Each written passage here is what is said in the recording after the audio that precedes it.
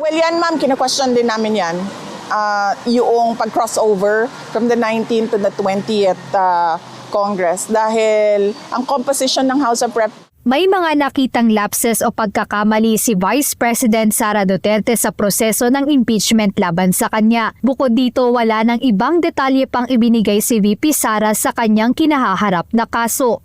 Hindi ko po nasusundan actually yung mga nangyayari sa Pilipinas kasi magkaiba yung time zone. Pero ang pagkakaintindi ko ay madaming procedural lapses na nangyari na labag sa Constitution. Ayon kay Palace Press Officer Undersecretary Claire Castro, nasa Senado na ang lahat ng aksyon ukol dito. Sinabi naman po ng Pangulo na ito po ay nasa kamay na po ng Senado.